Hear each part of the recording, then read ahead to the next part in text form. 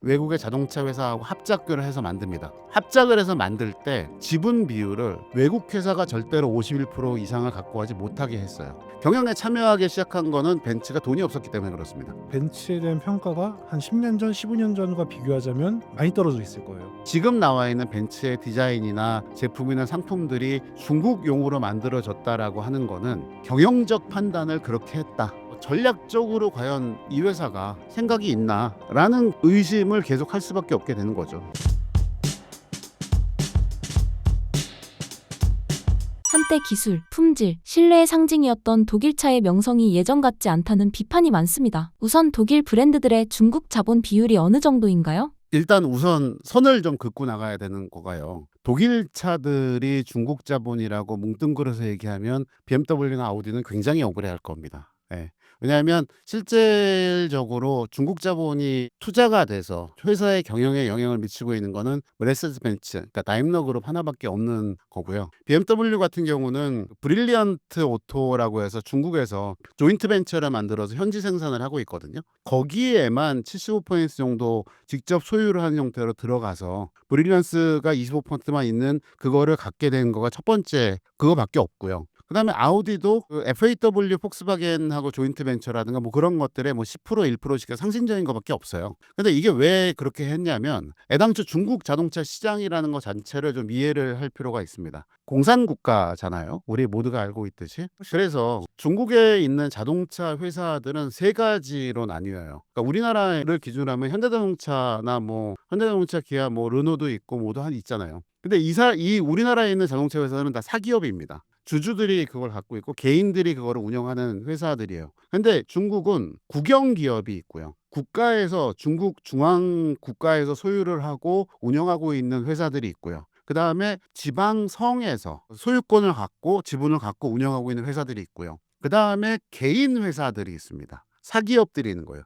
그러니까 크게 나누어서 이렇게 세 가지로 나누어서 볼 수가 있는 거죠. 그래서 이렇게 세 가지 회사들이 다 운영이 되고 있는데 처음에는 공산국가였기 때문에 사실은 국영기업밖에 없었어요. 그런데 이게 경제가 어쨌든 개혁개방 정책이 시작이 됐고 차에 대한 수요들도 늘어나고 일단 통제된 자본주의 상태로 돌아가게 되니까 차에 대한 수요가 늘어나잖아요. 그렇게 되니까 지방성들에서도 그러면 자동차 회사들을 만들자. 그런데 맨 땅에 헤딩할 기회 할 수밖에 없는 상태였었고요. 중국에서의 자동차라고 하면은 물론 거기도 그 공산화가 되기 전에 미국에서든가 그런 데들 회사들 들어가서 차를 생산한 적도 있었어요. 그런데 이제 그런 것들이 다 없어지고 심지어 그 문화혁명 기간을 겪으면서 그런 기술적인 것들에 대한 내용들이 싹 다 사라졌습니다. 그러니까 남아 있었던 것들은 그나마 이제 러시아 쪽에서 갖고 와서 기술을 했었던 군용차들 그런 것들밖에 없었죠. 그런데 여하튼 이제 승용차와 그런 것들이 필요하다 보니까 그래서 시작이 된 거가 합작 회사들을 만드는 거예요. 지방 성하고 외국의 자동차 회사하고 합작을 해서 만듭니다. 근데 합작을 해서 만들 때 지분 비율을 외국 회사가 절대로 51% 이상을 갖고 가지 못하게 했어요. 그래서 중국에서 모든 거를 컨트롤할 수 있게 만들어 놓은 거죠. 그렇게 하는 것과 동시에 뭐를 걸었냐면 수입하는 자동차에 대해서는 관세율을 50%, 100%를 붙여놔요. 그러니까 무슨 얘기냐면 만들어서 팔아라라는 거예요. 차를 살 사람들은 많고 시장은 우리가 크니까 우리 인구가 8억이나 있어. 이 8억들한테 차를 팔아. 대신 와서 조인트 벤처로 만들어서 팔아. 이렇게 해놓은 거죠. 그래서 모든 중국에 있는 회사들이 무슨 GM으로 보면 상하이 GM, 뭐 동펑푸조 이런 식으로 다 조인트 개념이에요. 그래서 현대자동차가 북경현대가 된 것도 그런 얘기예요.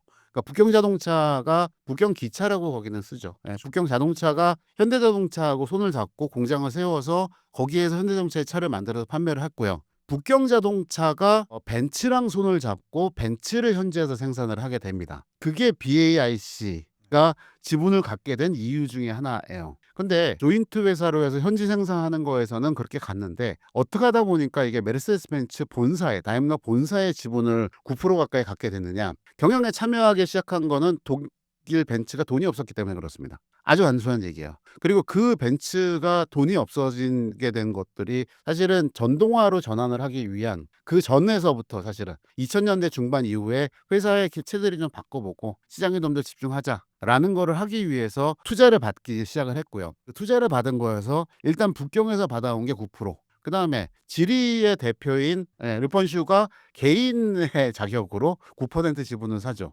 그래서 어쨌든 지금은 19.7%가 중국 사람들의 손에서 들어가 있는 상태가 된 거죠. 결과적으로 얘기하자면 중국의 의도가 있어서 중국의 자본이 이 다임러로 흘러 들어간 게 아니라 경영의 위기가 왔었죠. 실제로 여전히 메르세데스 벤츠라는 브랜드에 대한 높은 평가가 있지만 글쎄요, 아마 저희 둘은 메르세데스 벤츠에 대한 평가가 한 10년 전, 15년 전과 비교하자면 많이 떨어져 있을 거예요. 그러니까 이거는 순서가 다른 거예요. 이미 벤츠가 내리막길 혹은 실수를 했고 한번 발목을 접질렸고 그거를 도와줄 사람을 찾다 보니까 중국에 돈이 들어왔을 뿐이에요. 이 구조를 굉장히 이해를 해야 되고, 그리고 검색이라던가 뭐 이런 걸 통해서 나오는 자본들을 내용을 잘 보게 되면 정말 투자 목적이나 지분 목적으로 들어간 돈이냐, 아니면 앞서 말씀한 것처럼 중국의 사업을 위해서 조인트로 들어가 있는 자금을 포함한 것이냐를 되게 잘 구분해 봐야 돼요. 그리고 하나를 확인을 명확하게 하고 싶은 거는 뭐냐면요. 벤츠가 모든 것들을 자체 개발을 해서 모든 거를 자기만의 돈으로 다 하는 회사는 아닙니다. 그러니까 무슨 얘기냐면 엔진에 대한 부분을 예를 들어 개발을 할 때 그거는 뭐 예전에 BMW 그랩도 그랬고요. 소형차 엔진들 1500cc급 이하의 엔진들은 본인들이 직접 개발하지 않고 외부 업체 걸 개발을 해서 갖고 와서 사용을 했었어요. 특히 2000cc급 정도 4기통 엔진들까지도 그렇게 갖고 와서 쓴 것들이 많았거든요. 심지어 디젤 엔진 같은 경우도 벤츠가 승용 디젤의 거의 원조처럼 얘기를 하지만 그것도 푸조 PSA 그룹에서 사다가 쓴 적도 있었고요. 실제로 우리들이 잘 모르는 그런 VM 모터리라던가 이런 좀 엔진 연구하고 엔진을 개발 생산하는 업체들이 있거든요. 그러니까 결국 외주라던가 아웃소싱을 한 게 어쩔 수 없는 구조예요, 거기는. 그래서 이런 식으로 외부랑 협력하는 것들이 많았었고요. 그 와중에 투자할 만한 여력이 있었던 중국 회사들이 들어왔고, 그리고 북경자동차 같은 경우에는 이미 조인트 벤처로서 차를 생산하고 있었기 때문에 그거에 의해서 지분 참여를 했다라고 보는 게 맞죠. 중국 자본과 뭐 독일 브랜드에 대한 얘기를 하기 위해서는 이런 좀 상황 정리가 좀 필요한 상황이죠. 한 가지만 더 말씀드리면 시장에 대한 것도 비판이 사실은 많이 나와요.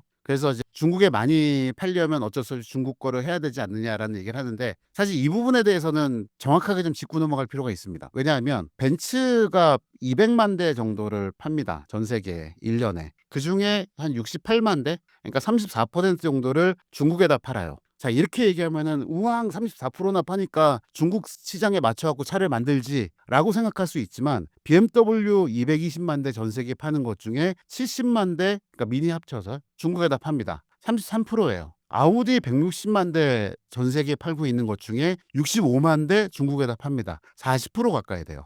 그러니까 이게 중국이라는 나라 자체가 1년에 3천만 대가 차가 팔리고요. 인구가 10억이 있기 때문에 가장 큰 시장인 거예요. 거기에다가 못 팔고 있는 브랜드와 회사가 문제인 거지. 안 파는 회사들. 네, 안 팔거나 못 파는 회사들이 문제인 거지. 여기에다가 많이 판다는 것 자체를 갖고 문제를 삼는 거는 사실은 이슈랑 전혀 동떨어진 얘기입니다. 그리고 사실 조금 더 비약을 하자면 캐딜락은 미국 판매보다 중국 판매가 많을 때도 있거든요. 네, 그렇습니다. 네. 그러면은 왜? 라고 말할 수 있는 거죠. 중국에 맞춰서 만들어야 되는 거 아니야? 라고. 네. 네.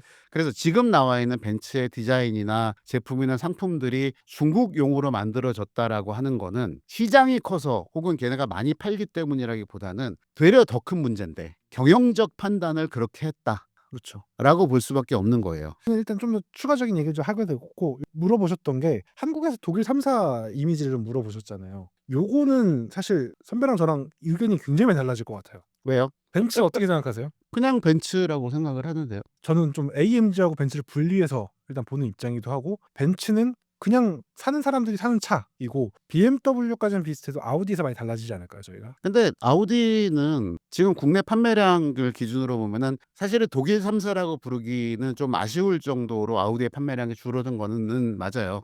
근데 그게 내부적으로 보게 되면은 뭐 디젤 게이트가 2015년에 전 세계적으로 시작이 됐고, 그리고 2017년쯤 돼서 국내에도 영향을 미치면서 판매 중단 사태가 있었고, 그 이후에 정확하게 회복을 못하고 있다라고 보는 거거든요. 그때 이미 너무 소비자들에게 마음을 잃었고 브랜드 전략 자체가 굉장히 잘못됐었죠, 그다. 그리고 국내 수입해서 판매하는 것들은 어쨌든 자동차 시장은 신차가 끌고 갑니다. 새 차가 글로벌에서 런칭했다는 거는 다 알려져 있어요. 그런데 국내에 안 나오면, 예를 들어서 해외에 재작년에 나온 차가 올해 짠하고 신차라고 나오면 그거는 신선도가 떨어지거든요. 물론 새 차기는 하지만. 그런 것들이 아우디에서는 굉장히 많이 반복이 되는데, 그 이유 중에 하나는 독일 본사의 정책 변화 때문에도 있습니다. 그러니까 인증이 완전히 끝나야 그 이후에 한국 시장을 위한 차를 만들고 공급을 해주겠다요. 예전에는 차가 만들어져서 주문을 하면 차를 받아서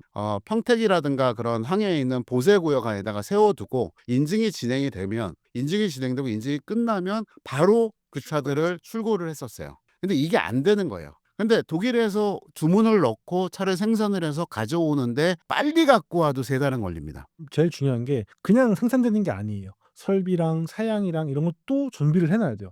그래서 아우디는 그런 식으로 재기를 할 수 있는 타이밍들을 좀 놓쳐서 지금의 상황으로 왔다는 걸로 왔고요. 대신 이제 그래서 지금은 아예 전동화 모델들을 중심으로 가면서 큐포 이트론이라든가 q6 이트론이라든가 하는 SUV에서 전기차들로 전환을 해서 지금 차들을 집중적으로 내놓고 있죠. 나쁘지 않다고 봅니다. 차 자체는 나쁘지 않아요. 근데 이제 시장에서의 그 내용이 회복되는 게 좀 중요할 거라고 생각을 하고요. 그런데 저는 그걸 좀 힘들다고, 그러니까 좀 오래 시간이 걸려야 된다고 네. 디젤 게이트 여파를 맞았던 브랜드들의 전략이 좀 상이했어요. 폭스바겐 같은 경우는 바로 고개를 숙였어요. 물론 뭐 청문회라든가 법정 이런 데서는 꼿꼿이 고개를 들었지만 적어도 고객들 앞에서는 바로 고개를 숙였는데, 아우디의 전략은 할인해서 팔면 돼라는 전략이 있어버렸죠. 그래서 2017년도부터 한 20년도 초반 이때까지는 아우디 제값 주고 사면 약간 바보 취급당하는, 내가 이번 달에 신차를 제값 주고 샀는데 다음 달에 30% 할인을 해요. 어슈런스를 껴가지고. 그러면은 제값 주고 산 사람 바보 되는 거잖아요. 이런 것들이 너무 누적되어 있었죠, 그동안. 그래서 이미지라는 거는 어쨌든 회복하는데 시간이 걸릴 거고요. 독일 3사라고 얘기를 해서 벤츠, BMW, 아우디라고 얘기를 하면 사실 BMW가 독주에 가깝게 지금 튀어나가고 있는 상황이죠. 이제 실적도 국내 판매량을 보게 되면 벤츠가 수입차 1위를 했던 게 몇 년이었었는데 벌써 한 3년 전서부터 2년 전서부터인가요? 2년 전서부터는 BMW가 1등으로 돌아섰거든요. 그것도 참 신기한 부분이에요. 특히 그 절대로 무너지지 않을 거라고 생각했었던 S클래스, 그러니까 풀사이즈 대형 세단, 그 부분에서도 물론 이제 벤츠 입장에서는 더 비싼 마이바흐가 팔리고 있으니 그 판매량 합치면은 비슷하다라고 얘기할 수 있겠지만 7 시리즈가 판매가 그렇게 올라가게 된 것도, 그 다음에 전기차 판매가 굉장히 늘어나게 난 것도 BMW는 확실히 자리를 잡았어요. 그래서 이게 우리나라만의 문제 이슈는 아니고요. 전 세계적으로 봐도 그런데 이게 글로벌 판매에서도 더 많다고 말씀드렸잖아요. 올해 상반기까지의 유럽 EV 판매 대수를 보면 폭스바겐이 13만 3천 대로 전년 대비해서 78%가 올라가면서 1위로 올라갔거든요. 그러면 1위였던 데는 누구였느냐? 테슬라입니다, 당연히. 전년 대비 33% 줄어들어서 10만 8천 대로 줄었어요. 근데 3위가 BMW입니다. 9만 3천 대예요. 이게 프리미엄 브랜드로서 전기차 판매에 3위를 올라갔다는 거가 사실은 굉장히 중요한 포인트인 거죠. 그러니까 대중적으로 많이 팔리는 차가 아니라 프리미엄 브랜드로서도 전기차를 이만큼 팔고 있다는 거는 이 브랜드가, BMW라는 브랜드가 전동화로 전환하는 거가 굉장히 계획을 잘 세웠고, 또 모델 라인업별로 굉장히 촘촘하게 전기차를 집어넣었고, 거기에 플러스로 PHEV라든가 그런 것들까지도 집어넣으면서 그냥 차종을 결정을 하면 그 차에서 가솔린, 디젤, 하이브리드, 전기차까지를 그냥 고를 수가 있어요. 이거를 이제 파워 오브 초이스 전략이라고 해서 차를 고르고 파워트레인을 결정을 하는 거죠. 이거를 굉장히 빨리 빽빽하게 채워넣은 게 BMW예요. 그리고 이제 글로벌에서도 EV 부분에서 메르세데스 벤츠 평가가 굉장히 안 좋아지고 있어요. 왜냐면은 기본적으로 전기차는 더 비싸요. 비쌀 수밖에 없어요, 동급의 내연기관 차량들보다. 그러면 그만큼 더 조용해야 되고 더 품질이 좋아야 되고 더 우수해야 되는데, BMW는 그거를 파워 오브 초이스로 동일하게 맞췄어요, 사실상. 그리고 다른 브랜드 같은 경우는 전기차와 내연기관 라인업 아예 분리시켜서 입체화시켰어요. 근데 메르세데스 벤츠는 굉장히 이 라인업이 아래쪽 친구들, 그러니까 CLA 이런 쪽이 아니면 위쪽에서 EQS, EQA, EQC 이쪽으로 이어지는데 이쪽이 너무 평가가 안 좋아요. 그래서 더 비싼 가격을 주고도 더 낮은 품질을 경험한다라는 리뷰가 너무 많아지고 있어요. 그래서 이게 전략적인 부분을 생각을 안 할 수가 없는데, BMW는 사실은 초반에 2017년, 18년에 자동차 전동화가 시작이 된 이슈로 본격적으로 시작된 거는 2015년에 파리 기후협약 때문이거든요. 그때 이제 수송 부분에서도 온실가스 배출을 줄여야 된다라는 게 딱 당위성이 정해졌고, 2020년서부터 5년 있다가 2020년서부터 자, 카본 크레딧 적용해서 너네 그 카페 규정, 미국 같은 경우에는 카페 규정 할 거야. 유럽도 평균 연비 이산화탄소 배출량 따질 거야. 그래서 그거보다 더 하면 돈 더 내. 세금으로 돈을 내. 그렇죠. 이산화탄소 많이 배출하면 그거 갖고서 우리 환경보호 할래가 시작이 됐거든요. 그러니까 자동차 회사들 입장에서는 발등에 불이 떨어진 거예요. 근데 그 와중에 폭스바겐 그룹은 디젤 게이트가 그에 터지는 바람에 정신을 못 차리고 있었던 거고요. BMW도 그거 전환은 늦었어요. 그 전환은. 그래서 그 시점에 벤츠가 미래 자동차에 대한 방향성이라고 하면서 CASE, 케이스라는 거를 주장을 해요. C는 커넥티드, A는 오토노머스, 그 다음에 S가 서비스 앤 쉐어드예요. 그러니까 공유 관련된 거죠. 그리고 E가 일렉트리피케이션이에요. 그러니까 이 네 가지를 묶어서 우리는 이 방향으로 갈 거고 이게 미래차다. 완벽한 내용이었었어요. 그런데 그 네 개 중에 지금 뭐 하나로 제대로 되고 있느냐? 없죠. 없습니다. 그래서 이게 왜 이슈가 되냐면 전반적으로 전략에서의 문제라는 거예요. 그러니까 네 개의 방향성을 정했으면 각각의 네 개의 방향성이 어떻게 시너지를 내고 그 시너지가 나는 것들이 실제 차로 반영이 돼서 좋은 물건들이 나오고 그게 시장에서 자리를 잡을 수 있게 할 것이냐라는 요렇게 인라인이 쫙 돼서 한 방향으로 흘러나가야 그래야 차 회사들이 차가 팔아서 성공을 하는 거거든요. 거기에서 뜬금없이 벤츠는 EQ를 내놨죠. 그렇죠. 전용 전기차 브랜드라고 해서 EQ를 내놓고 거기에서 EQE가 나오고 맨 처음에 EQC부터 시작을 했어요. 그거는 GLC를 바탕으로 해서 내연기관 베이스의 전기차였는데 무려 2019년에 나왔음에도 불구하고 차 상태가 너무 안 좋았죠. 그렇죠. 그리고 그 이후에 EQE나 EQS 같은 완전 전용 전기차라고 내놨음에도 불구하고 걔들도 가격은 비싸고 그다음에 디자인 이상하고 그리고 뭔가 전기차로서 확실하게 띵 하고 올 수 있는 거 없고 심지어 국내에서는 중고차 가격에 대한 방어도 안 됐어요. 그 와중에 작년에 불까지 났죠. 물론 이제 그 화재 사건 자체는 차의 문제라고 저는 생각하지는 않습니다. 또 그다음에 페르시스 배터리를 썼기 때문이라고 문제가 되지도 않아요. 근데 여하튼 그런 이슈들이 쌓여가는 것 자체가 전략적으로 과연 이 회사가 똑바른 방향성을 갖고 그거를 꾸준하게 밀어붙일 수 있는 그런 매니지먼트들의 생각이 있나라는 의심을 계속 할 수밖에 없게 되는 거죠. 실제로 저희가 지난 2017년도였나요? 서울 모터쇼였나 했던 자리에서 메르세데스 벤츠의 대표가 코리아 대표가 온리 EV를 굉장히 강조를 많이 했죠. 실제 글로벌에서도 온리 EV라는 전략을 굉장히 강조했죠. 지금 앞으로 우리는 전동화 브랜드로 컨버팅을 할 거야라고 했던 브랜드가 전 세계에 되게 많아요. 근데 어떻게 보면 그 컨버팅을 가장 먼저 선언한 게 메르세데스 벤츠인데 시장에서 경쟁할 수 있을 만한 차를 아직도 못 만들고 있어요. 솔직히 말해서 이거 자동차 그냥 기자로서 여러 가지 차를 타봤을 때 느꼈을 때 그나마 전기차 시장에서 좀 경쟁할 수 있겠다는 게 EQ 하나밖에 없어요. 제가 느꼈을 때. 그래서 이게 제가 EQ라고 하는 전기차 브랜드에 대한 것도 사실은 좀 말을 좀 하고 싶은 거는 뭐가 있냐면 벤츠의 그 네이밍 전략은 다 아실 거예요. 알파벳으로 A, B, C, D, E에서 Q로 갈수록 차가 커지는 거가 있고요. 그 다음에 EV들 같은 경우는 GL이 붙여서 그 뒤에다가 알파벳을 붙여서 쭉 가잖아요. 이게 EQC가 나왔는데 그러면 C가 있으면 세단이냐 SUV냐가 사람들이 일단 헷갈려요. 그렇죠. 그때 당시에는 EQC는 SUV였었어요. 그런데 EQE가 나왔는데 얘는 또 세단이에요. EQS 나왔는데 얘도 세단이에요. 근데 EQA하고 B는 또 SUV로 나왔어요.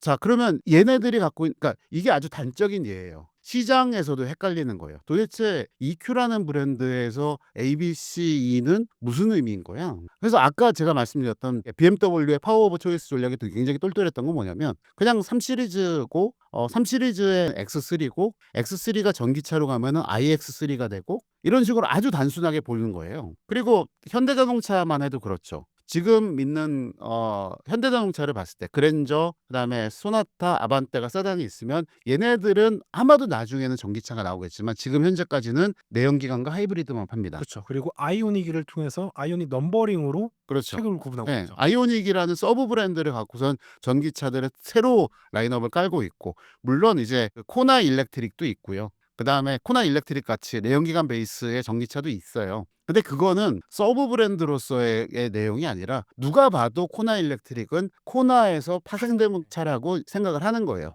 헷갈리지 않습니다. 시장에서. 벤츠는 그게 안 되는 거예요. 그래서 얼마 전까지만 해도 EQ를 계속 유지하네, 없애네 뭐 그러다가 결과적으로는 지금은 없애고 정리한다. 라고 한 거예요. 자, 그러면 이거는 무슨 얘기냐?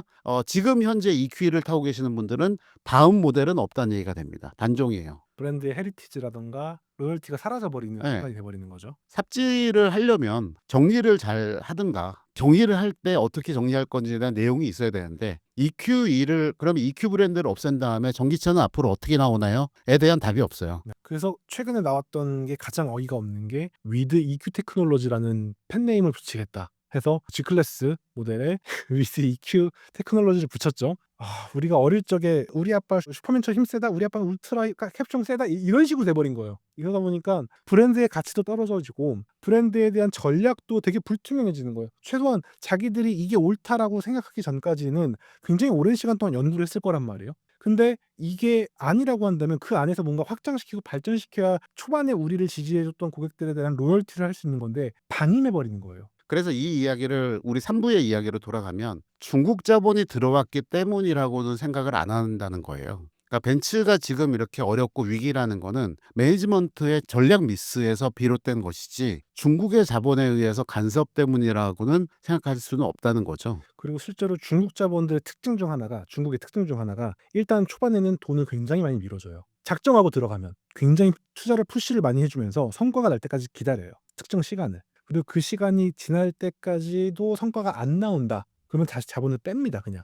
근데 성과가 많이 나고 있어요, 실제로. 그래서 정말 중국 자본이 들어가서 나빠졌냐를 보는 거는 좋아진 케이스를 봐야 될 것 같아요. 왜냐면은 메르세데스 벤츠가 진짜 중국 자본이 들어갔으면 다른 중국 자본이 들어갔던 브랜드처럼 굉장히 많은 자금의 푸시라든가 연구 개발의 푸시를 받았어야 되는데 지원을 받아야 되는데 전혀 없어요. 언제나 돈이 들어가만 가 있고 모든 결정은 독일에 있는 그 엄청 현학적인 표현을 하고 있는 이사회분들 그분들의 결정에서 나온 거거든요. 박사님들과 그 이사장 이런 사람들의 과연 그들의 결정이 옳았냐, 그들의 결정에 중국 자본의 영향이 있었냐를 봐야 되는데 지금껏 중국 자본들이 들어갔을 때의 투자 방식과 전혀 달라요. 그냥 돈을 거기다 뒀다라는 느낌밖에 없는 거죠. 그래서 좀 더 비교를 하기 좋다면 진짜 중국 자본이 많이 들어간 브랜드는 볼보, 폴스타, 로터스 그리고 MG라고 할 수 있겠죠. 근데 이 브랜드들이 폴스타가 지금 살짝 전 세계 전동화 흐름이 살짝 늦어져서 조금은 이제 부침이 있긴 하지만 그건 선택의 문제가 아니거든요. 왜냐면 그건 애초에 폴스타 자체가 전기차 브랜드이기 때문에 어쩔 수 없는 거고 볼보는 정말 많이 성장을 했죠. 그 처음에 그 FCA 계실 때 볼보는 취급도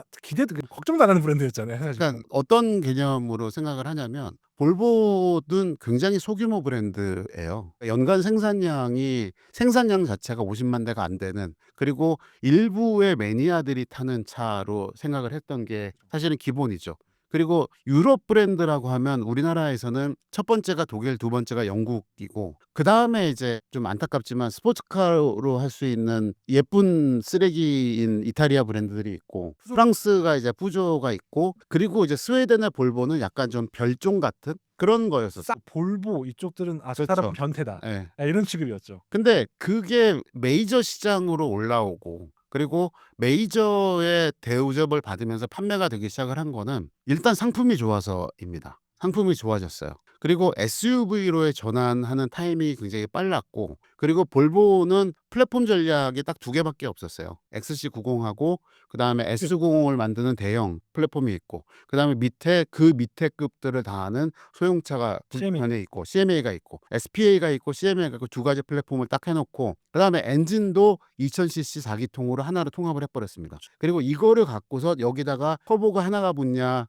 트윈 스크롤 터보냐 그다음에 전기 모터가 붙냐 슈퍼차저가 붙냐 이걸 갖고선 출력 베리안스를 딱 만들어버린 거예요. 주식하시는 분들 많으실 테니까 그 왜 달걀을 한 바구니에 담지 말라 그런 얘기 있잖아요. 근데 사실 잘 담아 놓으면 괜찮습니다. 완벽하게 좋은 전략으로. 완벽하게 좋은 전략을 한 거예요. 그래서 볼보는 이렇게 일단 개발 비용 자체에서 들어가는 것들을 적게 해놓고 그리고 그 이후에 플랫폼과 그런 것들을 갖고서 매력적인 상품들이 계속 내놨어요. 그리고 볼보가 잘한 것 중에 하나는 갑자기 생산량을 늘린다거나 판매량을 늘려서 전체 품질이 떨어지는 것도 안 했어요. 무리한 확장을 하죠. 네, 무리한 확장도 안 했어요. 국가의 지사들에게도 지금 당장 판매량 무지막지하게 늘릴 생각하지 마라고 통지를 줘요. 그래서 이게 그렇게 가면서 제가 2년 전인가요? 3년 전인가요? 그 이전 CEO가 한국 방문했던 네네네.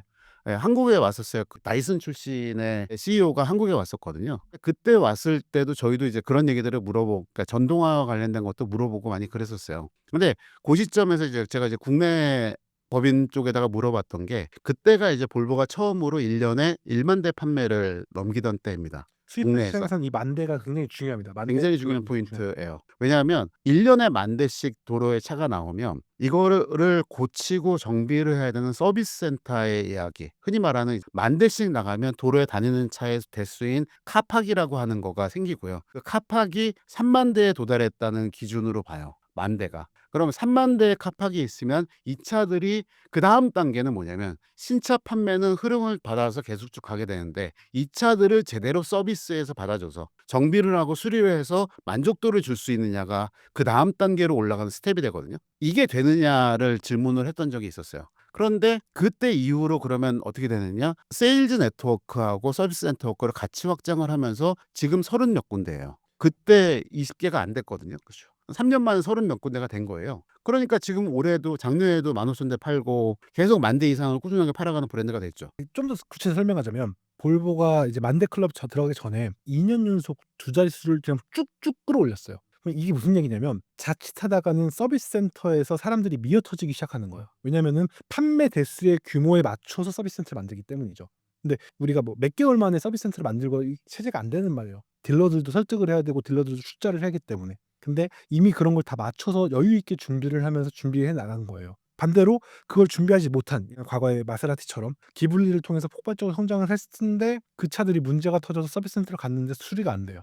그러면은 그 고객들은 다시는 마세라티 그 브랜드를 타지를 않아요.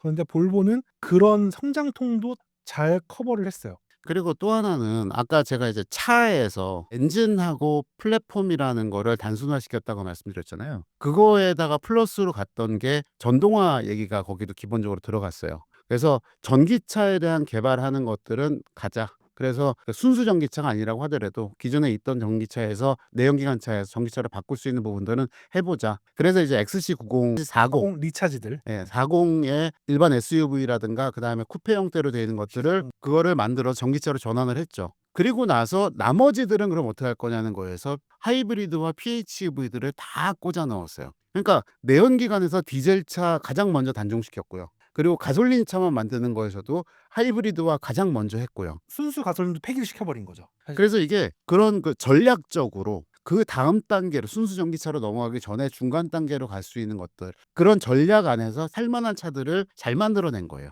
자, 여기가 하드웨어적인 부분이었으면 소프트웨어적으로 보면 인포테인먼트 시스템 쪽에서 안드로이드 오토를 적용한 것도 볼보가 거의 가장 빠른 쪽에 하나였었어요. 그러니까 인포테인먼트 차 전체 오퍼레이션 시스템은 그냥 기존대로 가는데 인포테인먼트 시스템이면은 계기판하고 기본적인 컨트롤러하고 센터 모니터에 있는 시스템들을 다 조작을 하거든요. 왜냐하면 이게 공조 장치를 조작하는 것도 여기에서 표현이 되잖아요. 그러면 이거 안에서 입력하는 신호가 안드로이드 오토의 시스템으로 갔다가 차로 연결이 돼야 돼요. 결국은 차에서 그 신호를 받아서 다시 컨트롤러에서 기계로 보내느니 여기가 한꺼번에 통합 컨트롤하는 게 빠른 거예요. 그래서 얘가 통합이 돼서 안드로이드 오토로 전환이 된 게 벌써 3년 4년 전이에요. 자, 3년 4년 전에 그때 200억인가 들여서 국내에서도 티맵하고 같이 하는 티맵 인포테인먼트 시스템 넣고 이 얘기는 이제 국내 전용 네, 국내 전용 사항 얘기예요. 근데 여하튼 그런 식으로 상품을 만들어가는 과정에서 트렌드를 전환하는 것들을 굉장히 빨리 따라갔다는 거죠. 근데 이것도 마찬가지인 게 어쨌든 볼보 코리아도 볼보 아시아 퍼시픽의 컨트롤을 받습니다. 그러니까 이런 정책들을 진행을 하는 거에 대해서 승인을 받는 거는 우리가 이런 거 할 거야라는 거를 아시아 퍼시픽에 올려서 아시아 퍼시픽에 승인을 하거든요. 아시아 퍼시픽도 당연히 본사의 승인을 받아요. 이 과정에 만약 중국 자본 100%이고 중국 회사처럼 이게 컨트롤이 됐으면 그리고 중국 안 시장을 됐- 위한 컨텐츠가 네. 됐다면 됐으면 그러면 어떻게 되냐면 자 안드로이드 오토라고 그랬잖아요. 우리나라를 제외한 나머지 시장에서는 다 구글맵으로 갑니다. 그렇죠. 야 너네도 그냥 그거 하지 말고 구글맵 해. 우리가 구글맵 줄게. 우리나라 구글맵 거지 같은데 어쩔 수 없지. 그건 너네 사정이고. 이런 식으로 해서 내비게이션 시스템이 인포테인먼트 시스템이 작살나는 수가 가능성이 충분히 있어요. 왜냐하면 이런 경우를 수도 없이 많은 수입차에서 봤거든요. 그런데 이거 결국은 안 한 거예요. 안 하고 한국 시장 성장세 크니까 우리는 우리 거 한글화 하고 한국에서 제일 잘 나가는 내비게이션 시스템하고 인공지능 시스템 AI 갖다가 음성인식해서 쓸 거다. 대신 여기에 대해 이걸 하면서 중국에서 와서 안전 기준은 똑같이 맞추자. 그렇죠. 도와다. 글로벌 기준을 그러니까 글로벌 기준 글로벌 하자. 파이프라인을 두고 한국 살짝 빼놓은 거죠. 예. 그래서 예를 들어서 안드로이드 그 누구 서비스 갖고선 어디 가자 이런 거 다 되거든요. 아마 제 기억인데 지금도 아마 창문 내리는 거 안 될 걸요, 볼보는? 안전 이슈가 있어 가지고. 네. 네.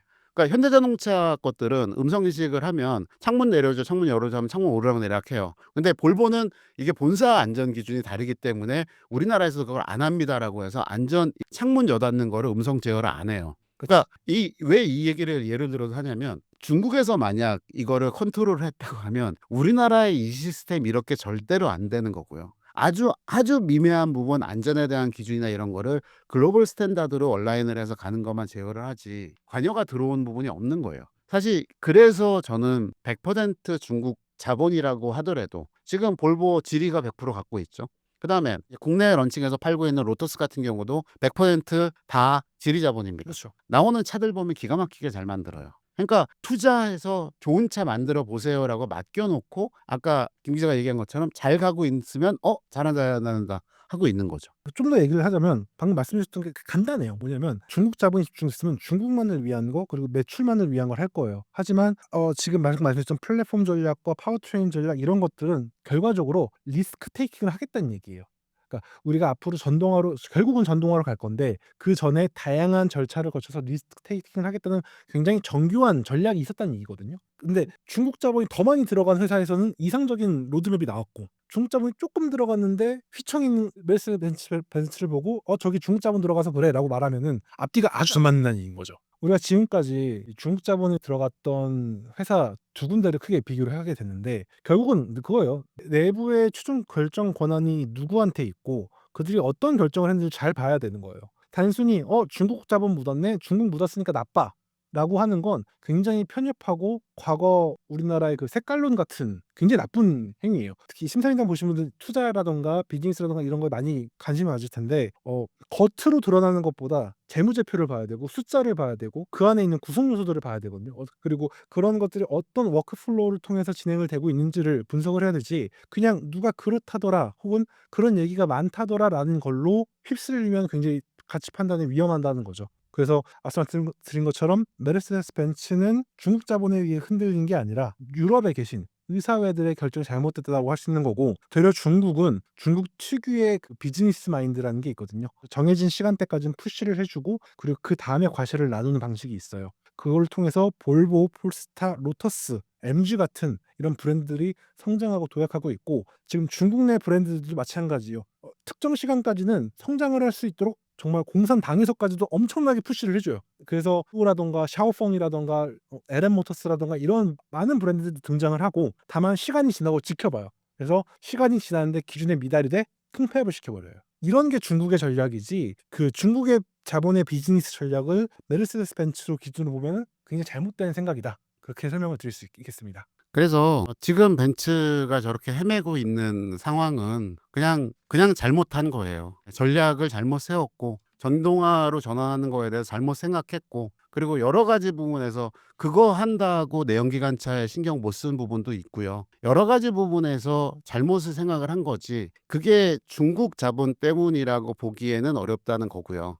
그리고 우리 지금 계속 얘기한 것처럼 사실은 자본의 비율보다도 그 회사가 추구하는 내용이라든가 그런 것들은 차를 보면 알 수 있다고 저는 생각을 합니다. 그러니까 결국은 자동차라는 상품이에요. 상품을 팔고 그다음에 뭐 미래에 대해서는 상품이 아니라 서비스를 팔아서 운영이 되는 게 자동차 회사라고 얘기를 하지만 상품이 있고 그 상품을 운영하기 위한 서비스가 있고 그거에 대한 큰 그림으로서의 이런 커다란 하우스 이 하우스를 어떻게 꾸렸느냐 이걸 보는 게 사실은 가장 중요하다고 보거든요. 그래서 저는 독일 자동차 회사들은 결국은 살아나기는 할 거라고 봅니다. 예, 아까도 처음에도 말씀드린 건 살아나기는 할 건데 그 살아나는 방식을 한참 후들여 맞고선 정신 차려서 가려고 하는 메르세데스 벤츠가 있고요. 그다음에 그거보다는 조금 더 일찍 정신 차려서 지금 그룹사 차원에서 좀 떠가고 있는 아우디가 있고요. 그리고 잘 나가고 있는 BMW가 있고요. 심지어 BMW는 다음 세대인 노이어 클래스에 이미 다 준비가 돼 있으니까 청사진이 굉장히 잘 예, 그렇게 순수 전기차 플랫폼 없다고 욕먹던 5년 전과 비교해 보면요. 제일 앞서 나가고 있는 거는 결국은 BMW예요. 그래서 차라리 벤츠를 중국 자본이라고 욕하실 시간에 BMW의 전략을 보시고 투자를 하실 것 같으면 그쪽으로 차라리 생각을 해보시는 게 낫지 않을까 그런 생각이 듭니다. 현대차는 과거 가성비의 대명사였습니다. 2025년 현재 현대차의 브랜드 이미지는 어떻게 보시나요? 가성비는 가성비죠. 근데 그 가성비가 기준이 달라졌죠. 예전에는 싼 게 비지떡이긴 하지만 이만하면 됐지라는 느낌이었다면 지금의 현대차는 이 가격에 이 정도야? 감사하게 사야지. 약간 이런 레벨이 올라왔고 관세 협상 때문에 걱정하시는데 미국 시장도 비슷하다고 보시면 될 것 같아요. 전체적으로 상품성과 가치는 계속 올라가고 있고 그러면서도 현대차의 그런 기반이라고 할 수 있었던 괜찮은 가성비, 뭐 매력적인 가성비 이런 것들이 꾸준히 이어지고 있다. 그리고 그러면서 거기에 추가적인 제네시스라는 브랜드를 얹어가면서 이 두 개의 브랜드 전략을 잘 확장시키고 미래에 대한 뭐 청사진, 로드맵 이런 것도 차근차근 잘 만들어가고 있다. 그렇게 평가할 수 있을 것 같습니다. 네.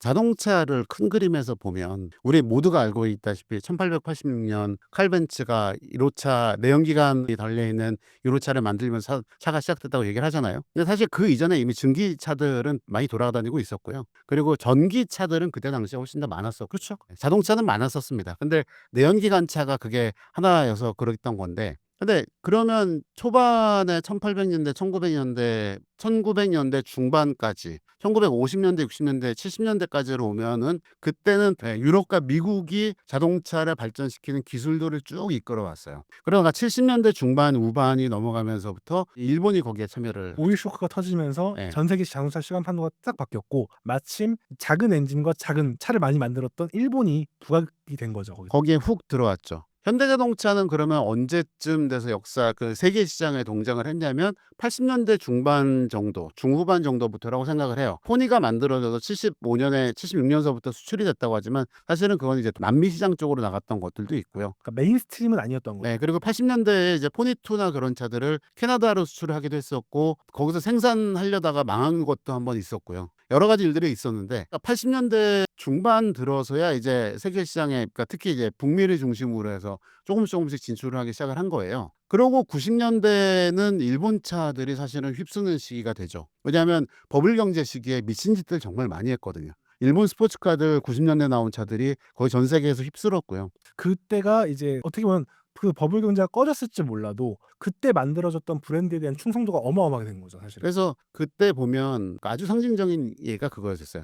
페라리가 F35 35라는 그 스포츠카를 그걸 내놓으면서 풀 알루미늄 바디를 만들어 갖고서 이렇게 하려고 했었거든요. 근데 그거 바로 직전에 혼다가 NSX를 띡 하고 내놓으면서 세계 최초의 양산 풀 알루미늄 셋시 타이틀을 혼다가 가져가 버려요. 그게 굉장히 상징적이었던 거라고 생각을 하는 게 유럽과 미국 주도였던 기술의 어떤 테크니컬 리더십이 일본으로 간 아주 상징적인 케이스예요. 그리고 나서는 이게 모든 게 다 섞이게 되죠. 그렇죠. 일본, 미국, 유럽들이 각각 경쟁을 하면서 막 싸워가게 돼요. 그러다가 이제 2000년대가 넘어가고 2010년대가 되면서 현대차가 쓱 올라옵니다. 거기에. 현대기아차가 현대기아가 합병을 하고 그리고 그 규모를 키우고 기술적으로 이제 발전해서 나가는 시기들이 돼요. 특히 2010년대 후반으로 가면서부터는 흔히 말하는 세계 최초가 현대차에서 나오기 시작을 합니다. 그리고 카우부터 2호의 현대차의 이름이 V8가 네. 선정이 되는 시절. 선정이 되긴 한 시기가 올라가죠. 그 와중에 이제 가장 최근 들어서 가장 충격적이었던 제일 상징적으로 볼 수 있었던 거는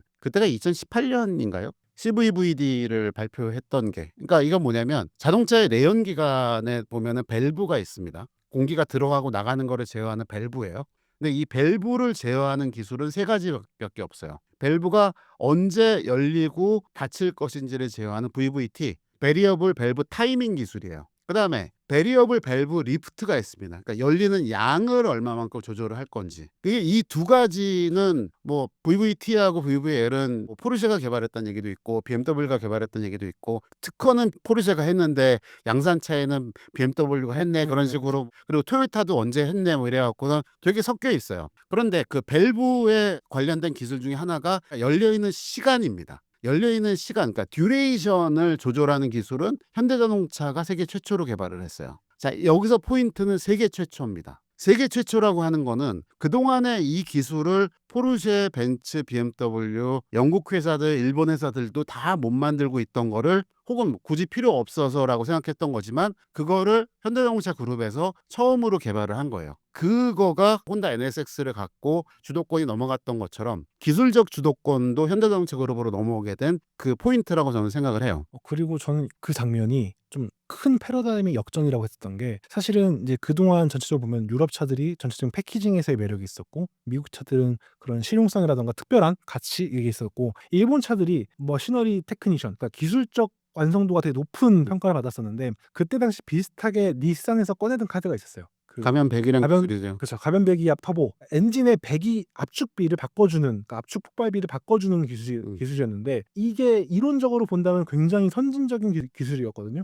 근데 사실상 실패하고 말았어요. 현재. 근데 현대가 CVD를 선보이면서 우리가 이미 이렇게 완성도 높아진 100년 넘게 이어진 자동차 기술 경쟁에서 한 발 더 나갈 수 있는 입장이 되었네라고 하는 그런 장면의 전환이 돼버린 거죠. 그런 포인트들이 2010년대 중반서부터 나오는 것들이 그러니까 예를 들어서 2016년에 현대자동차에서는 옛날 구형 아이오닉들이 나옵니다.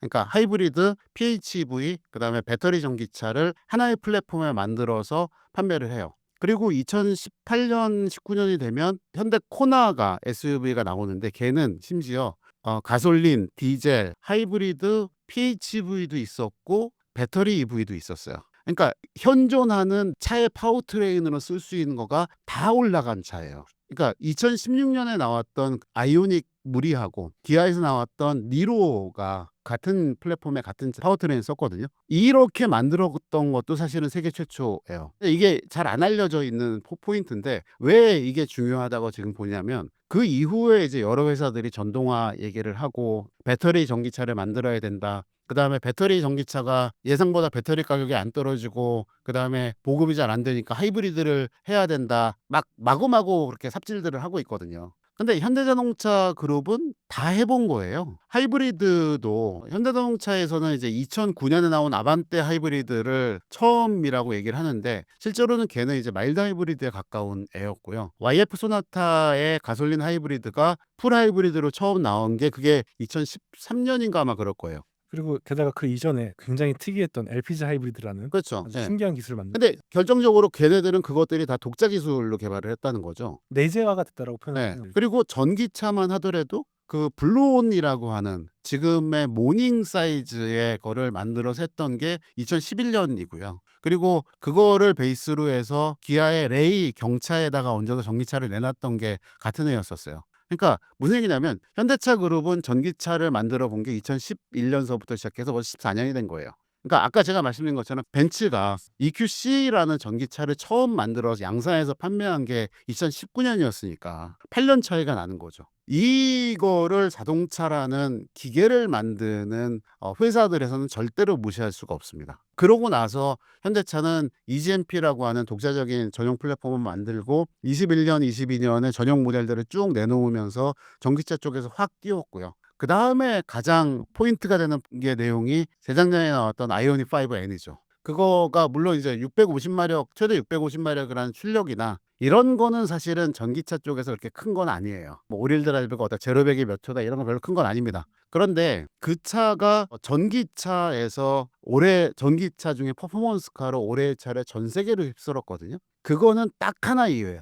재밌어서 그래요. 그러니까 그 전에 나왔던 전기차들은 가속성이 중심이거나 우왕 하고 한번 가속하고 끝이거나 하는데 얘는 트랙에 가서도 달릴 수가 있고 그다음에 일반 공도를 달리면서 그 E시프트라고 하는 가상 변속과 가상 사운드를 통해서 운전의 재미도 느낄 수 있고 이것들이 사실은 패러다임 시프트를 만들었어요. 그러니까 현대차 그룹이 과거에 어땠에서 지금으로 전환이 뭘로 됐냐면 2010년대 중반서부터 그렇게 세계 최초라는 것들을 내놓고 전기차와 전동화에 필요한 기술들을 내재를 해서 만들어낸 것들이 지금의 현대차가 전 세계에서 브랜드로서 자리 잡게 된데 가장 큰 영향이 있다고 보는 거죠. 실제로 비슷한 얘기 뭐냐면 아까 BMW 말씀하셨잖아요. BMW가 파워 초이스를 통해서 다양한 스테이지 제공할 수 있는 건 우리의 자동차의 미래가 전체적으로 전기차로 갈 것이다라는 패러다임이 생겼지만 10년 전만 하더라도 거기서 뭐로 갈 건데 일각에서는 아니야 아직 내연기관 훨씬 더 발전할 수 있어. 실제로 발전할 여지는 더 있고요. 그래서 다양한 방향성이 있었거든요. 그랬는데 현대는 일단 다 하나씩 발을 걸어 놓은 거예요. 게다가 음. 각자의 로드맵도 충분히 잘 마련을 했고요. 그래서 지금 보면은 현대가 지금 준비하고 있던 것들은 흔히 말해서 세계에 잘 나가는 브랜드들이 갖고 있는 형태를 다 갖고 있어요. 그래서 GM 같은 경우도 볼트를 만들기 전의 역사가 굉장히 길어요. 전기차 준비한 이 원 역사도 굉장히 길고, 근데 왜 지금 전기차 브랜드가 아니냐라고 했을 때 어떻게 될지 모르잖아. 리스크 테이킹 해야 되잖아. 실제로 테슬라를 필두로 해서 전기차 브랜드들 우후죽순 나왔을 때 거기에 휩쓸렸던 브랜드들이 굉장히 휘청휘청거려요. 대표적인 예가 메르세데스 벤츠가 그랬고요. 그리고 정신 차리기 전에 폭스바겐 굉장히 위험했어요. 그리고 왜냐면은 그게 있어요. 시장에 새로운 개척이 됐을 때 빠르게 들어갈 수 있는 벤처 스타일의 브랜드가 있고, 흔히 말하는 전통적 기업 형태를 유지하면서 리스크 테이킹을 해가면서 하는 브랜드가 있어요. 왜냐면은 솔직히 말해서 현대하고 GM도 전동화 준비가 잘 되는 브랜드를 생각하는데 얼티엄 테크놀로지를 굉장히 오랫동안 준비를 해왔고 완성을 시켰어요. 내재화를 했고,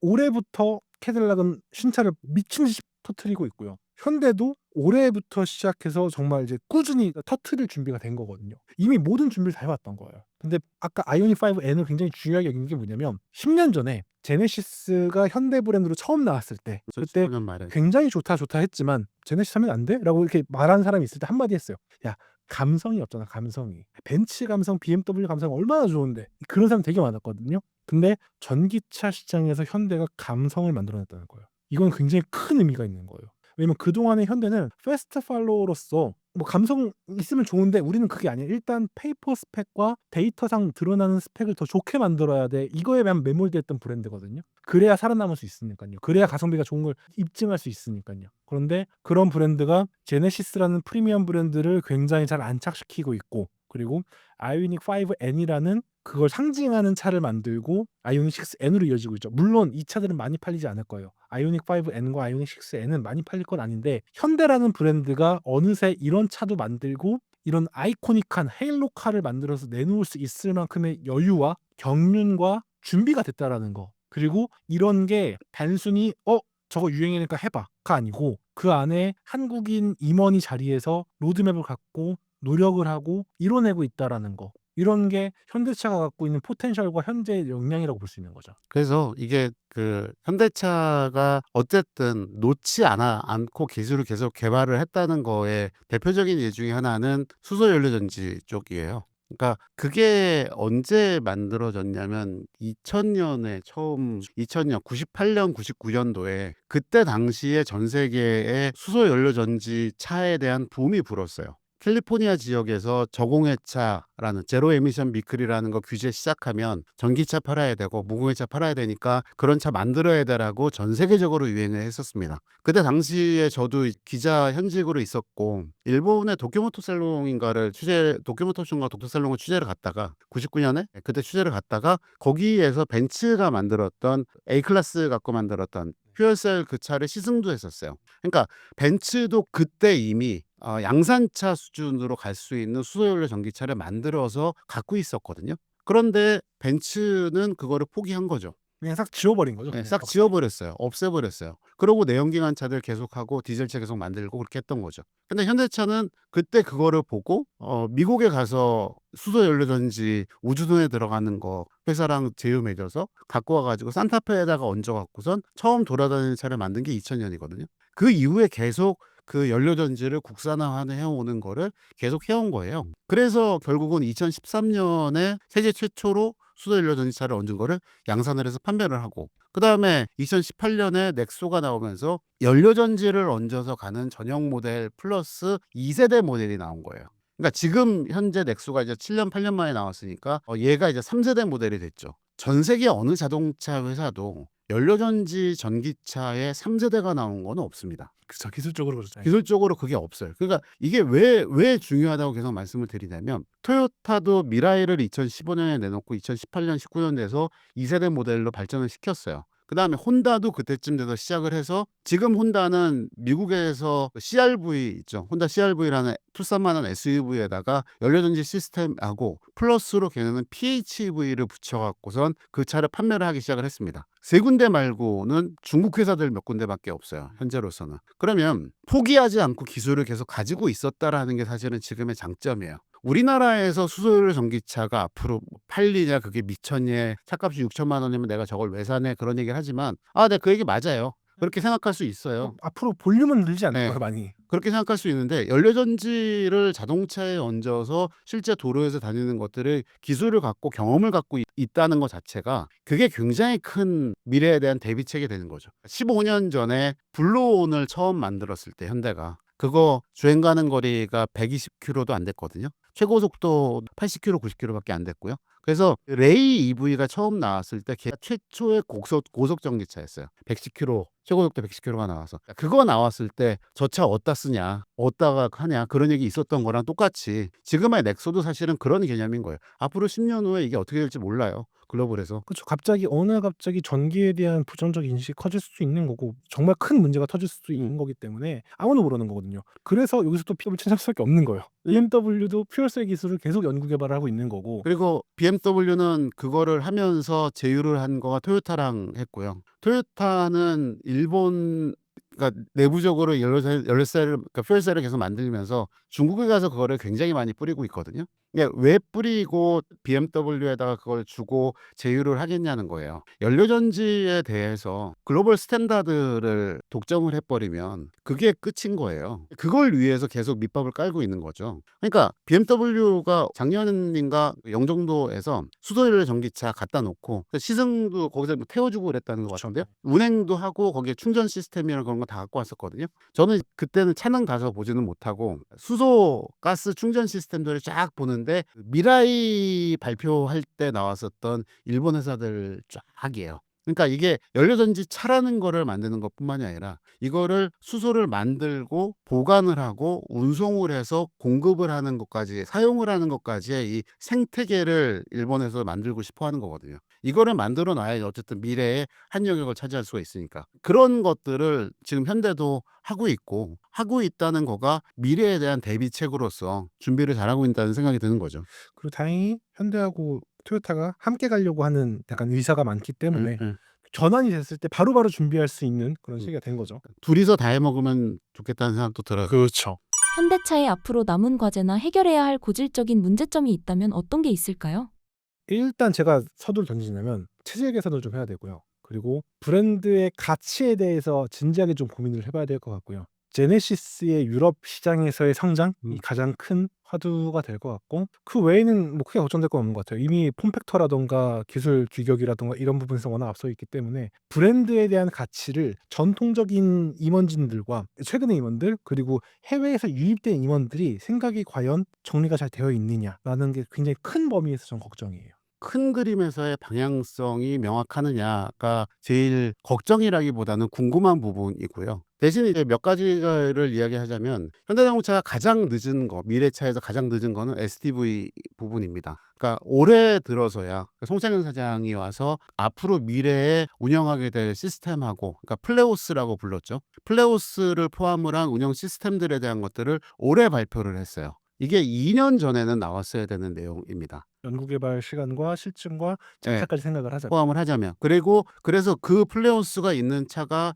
내년 내후년에 처음으로 파일럿카가 돼서 장착이 된다고 얘기를 하는데 그렇기 때문에 이게 늦었다라고 지금 생각을 하는 거고요. 자, 이 늦은 시점에서 기존에 그러면 물론 이제 그 2년 동안에 아무것도 안 한 건 아니거든요. 이게 기존에 있던 것들을 다 뒤집어 엎고 예를 들어 자율주행 같은 경우도 엔드투엔드로 가겠다라고 발표를 한 것도 저는 좀 문제가 있다고 생각을 해요. 물론 좀 선택과 집중을 해야 된다는 건 알겠는데 기존에 해왔던 거는 엔드투엔드를 포함한 포괄적인 것들을 단수 연구를 해왔던 거거든요. 이거를 하나에다가 올인한다라는 걸로 보이는 거가 이거 자체가 그동안에 현대가 해왔던 방식은 아닌 거예요. 아까 말씀드린 것처럼 파워트레인에 대해서도 전기차, 연료전지, 내연기관 차들에 대한 기술들을 다 포괄적으로 개발을 해서 시장의 변화에 따라서 이거저거 그거를 다 던질 수 있었던 것처럼 이 SDV에 대한 OS에 대한 부분, 자율주행에 대한 것들도 사실은 부담이면 되겠지만 부담은 되고 속도는 조금 느려지겠지만 어차피 느려진 거 여러 가지의 가능성을 놓고 레벨을 정의를 해서 그 레벨에 맞춰서 시장마다 공급을 할 수 있게 포괄적으로 가는 거가 그게 현대자동차가 그동안에 잘해왔던 일이 아니냐. 그런 것들을 좀 생각을 했으면 좋겠다는 느낌이 첫 번째로 들고요. 그다음에 아까 이제 제네시스 이야기가 나왔는데 제네시스 올해 10주년입니다. 엔도 10주년이고요. 예. 엔도 10주년이고 제네시스 브랜드 런칭한 지가 10주년이에요. 브랜드가 독립한 게 10주년이라고 하지만 그건 이제 2015년에 해석기 그런 거고 제네시스라는 차가 나온 거는 2008년이에요. 그리고 그 고급차 선행연구팀이라는 것이 후륜구동 고급차 선행연구팀이라는 것이 제가 알기로는 남양연구소에 생긴 게 2004년으로 알고 있거든요. 그럼 무슨 얘기냐면 사실은 제네시스라는 브랜드의 시작은 2004년서부터도 그렇게 볼 수가 있어요. 20년이 됐다고 볼 수 있는. 네, 그럼 이제 20년이 된 거예요. 20년이 되어가고 있는 브랜드에서 이제 히스토리를 포함을 한 역사나 그런 내용들에 대해서는 누가 정리를 하고 있으며 그거를 앞으로 미래에 대해서는 어떤 방향성을 갖고 맞춰서 갈 거냐라는 거는 에 대한 거는 정말 의문이에요. 현대자동차도 그동안에 헤리티지 얘기 안 하다가 기가 막힌 얘기들이 많았었어요. 그러니까 제가 현역 시절이던 기자 시절에 90년대 중반이 되면 중반에는 폰이 사진을 현대차에서 못 받았었어요.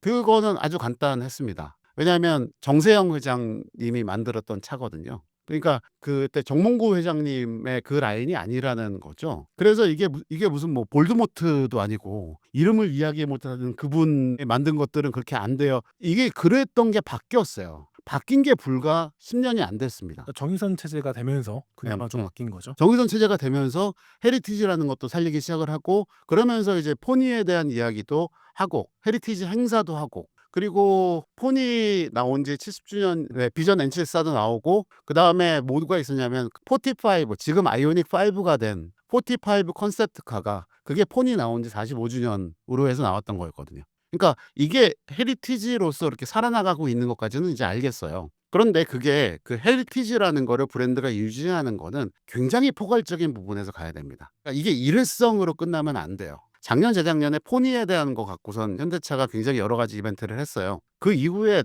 뭐 없습니다. 행사하고 우왕 잘했다 하고 끝이에요. 그러면 지금 삼성동에 짓고 있는 건물도 일단 스톱 상태라고 하죠. 박물관 이제 만드나요? 현대차? 준비는 하는 걸로 알고. 네, 준비하고 있어요. 그 내부에서 그렇게 돼 있는 내부에서 판매했던 모델들 다 모아놨어요. 그것도 현대 기아 거들 다 모아놓은 것도 얘기 들었고요. 그게 한 200대 300대 정도 됩니다. 그 차들. 근데 그 차들 관리는 누가 어떻게 하고 있나요? 관리 주체라던가 그런 그거에 거죠. 의한 청사진이라던가 이런 게 너무 빈약한 거죠. 그러니까 현대자동차가 67년 12월 29일이 창립기념일이에요. 제가 이거를 기억하는 거는 제가 현대 빠가여서가 아니라 일단 12월 29일이 제 생일이어서 그렇기도 하고요. 연도는 다르지만 그거는 기억을 해요. 근데 그러면 67년이니까 내후년이 되면 70주년이 됩니다. 70주년을 준비는 지금서부터 해야 돼요. 어떤 자동차 회사도 어느 한순간 갑자기 100년이 된 적은 없어요. 다 처음에 창립해서 10주년, 20주년 다 기념해 왔고요. 근데 현대자동차는 창립 30주년 때 나중에 부랴부랴 이름 붙였죠. 그 큐비런 스페셜. 그거 30주년 기념 모델이라고 나중에 이름 붙였죠. 그다음에 소나타 30주년 기념 모델 그냥 기념 모델 팔고 끝났어요. 이런 식으로 일회성으로 가는 게 아니라 지속적으로 헤리티지를 관리하고 준비할 필요가 있는 거예요. 그리고 이게 회사 차원에서 국내에서만 보는 거가 아니라 국내에서 마케팅적으로 감성적으로 어렸을 때 우리 집도 포니 탔어요. 이게 아니라 글로벌에서도 시작을 해야 돼요. 포니가 처음 수출됐던 게 에콰도르로 알고 있거든요. 포니 1이. 그러면 에콰도르에서도 그런 수억을 갖고 있는 사람들이 있을 거고요. 유럽에서도 클릭 같은 거 갖고선 첫 차로 시작했던 사람들이 있을 거고요. 자, 이제 이게 폭스바겐 골프가 전 세계에서 아이코닉화가 되고 그 차를 좋아하는 사람들이 다 있는 것처럼 현대자동차도 그런 차를 만들 필요가 있다는 거죠. 그런 헤리티지 관리를 해야 될 필요가 있다는 거죠. 그래서 SDV로서의 전환이 늦은 거에서 내연기관차를 개발하듯이 조금 더 폭넓게 가는 전략을 취했으면 좋겠다는 게 첫 번째. 그다음에 두 번째는 이거 헤리티지 관련된 부분에서 확실하게 좀 그림을 갖고 장기적으로 보고선 할 수 있는 내용들 그거를 했으면 좋겠다. 그 두 가지로 정리하고 싶네요. 제가 체질을 얘기하는 이유가 사실 과거의 현대차를 보면은 신차가 나오잖아요. 그러면 우리 전 세대 차는 그러니까 이거 사세요. 이런 마인드예요. 우리가 어떤 역사를 거쳐왔기 때문에 이 차를 만들었어요라는 그런 애티튜드가 있어야 되는데 우리 과거에 대한 애티튜드 없어요. 이 차를 팔아내기 위해선 이전 차를 바보로 만들어야 돼요. 그러면 소비자도 그 차를 산 소비자도 바보가 되는 거거든요. YF 때 그걸 굉장히 크게 느꼈어요. 저는 YF 런칭할 때 예전에 NF 안 좋으니까 이거 사세요. 약간 이런 분위기. 그리고 택시 안 만들겠다 했지만 결국 택시 만들어서 차 먼저 구매했던 사람들 완전 바보 만들고 이런 행위들. 그리고 물론 이제 WRC에 대한 연속적인 도전, TCR에 대한 연속적인 도전, 저는 이건 굉장히 좋게 봐요. 왜냐면은 과거 현대차가 미국에서 밸류를 올리려고 할 때 리즈 밀렌과 함께 아이코닉한 이벤트, 모터스포츠 이벤트를 하면서 존재감을 키웠고, 유럽에서 사실 기아가 좀 잘 나갔잖아요, 현대보다. 그때 이 현대의 존재감을 키우기 위해서 다시 한번 모터스포츠에 도전을 했던, TCR과 WRC에 도전했던 그런 모습과 성과까지 내는 모습 굉장히 좋은데, 제네시스는 왜? 라는 느낌이 굉장히 커요. 왜냐면 제네시스는 그동안 퍼포먼스에 대한 얘기를 단 한 번도 한 적이 없었어요. 우리는 우아하고 모든 사람들이 원하는 걸 다 갖추고 있는 그런 차야. 그러니까 럭셔리 브랜드야라고 네. 얘기를 했었죠. 근데 정말 공교롭게도 브랜드 10주년에 왜 제네시스가 WC를 발표하냐는 거예요. 음. 이런 게 굉장히 브랜드 내에서도 서로 애티튜드가 안 좋고 서로 체질이 없다는 거예요. 되려 10주년이면 한 브랜드에 대한 청사진도 같이 나와야 되거든요. 같이 하거나 먼저 중심이 돼준다거나. 근데 이런 것들에 대해서 내부에서도 배려가 없는 거죠. 이게 무슨 일이 벌어지냐면 열정 있고 도전하는 사람들에 대한 길을 꺾는 일이 될 수도 있다라는 거죠. 물론 WC 제네시스 잘했으면 좋겠죠. 잘 나가면 좋겠죠. 근데 왜 제네시스가 WC를 나갈까라고 하면은 제네시스가 10주년이라서 아닌 것 같거든요. 아무리 봐도 그거는. 되려 제네시스 10주년이면 뭐 우리가 궁극으로 지향하는 럭셔리 G 오픈카를 만들 테니까 한정으로 팔겠다. 이런 게 더 맞는 거지. 이번에 올해 서울 모빌리티 쇼에서 공개했었던 것 같은 네. 그런 차들. 그런 걸 실제로 팔겠다. 아이코니까 10주년 모델이다. 이거부터 시작해서 우리는 더 한 단계 더 높게 뭐 벤틀리 향해 가겠다. 이런 청사진을 제시하지. 갑자기 WEC? 왜? 브랜드 컬러랑 전혀 안 맞잖아. 근데 갑자기 우리 마그마야 이러면서 계속 색칠하고 있어요. 근데 이게 과연 소비자들에게 와닿을까? 제네시스가 모터스포츠? 이게 제네시스를 그동안 사랑해왔던, 애용해왔던 고객들에게 맞는가? 이건 굉장히 큰 물음표가 나는 것 같아요. 그래서 이런 것들이 큰 그림에서의 결국 전략이거든요. 오늘 여러 가지 1부, 2부, 3부, 4부 하면서 계속 말씀드리는 거가 결국은 전략이에요. 그리고 그 롱텀의 전략을 얼마나 그림을 잘 짜놨느냐, 플러스 그거를 실행할 수 있는 의지를 갖고 꾸준하게 유지해서 가느냐, 이 두 가지가 저는 핵심이라고 보고요. 특히 지금 마지막에 얘기 나왔던 제네시스는 사실 전동화와 관련된 부분도 2025년 이후에 나오는 신차는 다 전기차만 내놓겠다라는 식으로 발표를 했어요. 자, 그거에 대한 수정 전략 필요합니다. 그거를 아마도 GV80의 EREV로 아마 나오게 되는 거가 그것부터 시작이 될 것 같은데, 어쨌든 전략적으로 큰 그림을 보여주지 못한 거는 맞아요. 그리고 모터스포츠에게는 마찬가지로 역시 좀 뜬금없기는 했고요. 그래서 제네시스라는 브랜드의 진짜 정체성은 뭐냐, 그거를 다시 한번 처음에 나왔을 때 나왔었던 그런 애슬레틱 엘레강스라고 얘기를 하거든요, 걔네들이. 그러니까 역동적 우아함이라고 하는데, 그 역동적 우아함과 모터스포츠가 맞느냐도 갸웃갸웃인 거고요. 그런 것들을 조금 더 누군가가 위에서 큰 그림으로서 모델들과 브랜드들과 이런 것들을 짠하고 있고 그림을 만들어주는 그런 컨트롤 타워의 역할을 누군가가 좀 잘해줬으면 좋겠다, 그 생각을 좀 하게 됩니다. 잘 온 만큼 잘 가야 되는데 네. 너무 일희일비하고 조급해하는, 시장 상황이 워낙 역동적이긴 하지만 좀 그래도 그거에 너무 휘둘리면은 100년 대기가 안 되는 거죠. 좀 그런 느낌입니다. 구독자님들에게 한 말씀 부탁드립니다. 신사임당 채널 여러분들한테 인사드리게 돼서 기회 주셔서 감사하고요. 차라는 것이 그렇습니다. 이게 그냥 기계로 볼 수도 있지만 상품이 되기도 하고요. 또 누군가한테는 추억이 되기도 하고 기억으로 남는 물건이기도 하거든요. 그래서 자동차를, 물론 이제 투자의 대상이 되기도 하죠. 그래서 자동차를 하나의 단편으로 보기보다는 조금 더 포괄적으로 넓게 볼 수 있는 그런 시야들을 좀 갖추셨으면 좋겠습니다. 저는 사실 제가 심사위원을 잘 많이 보는 편인데 제가 또 여기 이렇게 나올 줄은 정말 몰랐다라고 해서 이렇게 좀 기회를 주셨던 분들께 감사를 드리고요. 자동차는 딱 그런 것 같아요. 어릴 적부터 우리가 늙어 죽을 때까지 장난감 혹은 같이 얘기를 나눌 수 있는 아주 좋은, 세대를 가리지 않고 이야기 나눌 수 있는 아주 좋은 주제고, 그만큼 우리의 삶에 참 큰 영향을 주는 것 같아요. 그래서 이번 저희가 콘텐츠가 어떤 영향을 줄지 모르겠지만 자동차를 조금 더 풍부하게, 그리고 여러분들 스스로를 위해서 한껏 마주하고 즐기셨으면 좋겠습니다. 그리고 국내 모터스포츠 많이 관심 부탁드리고요.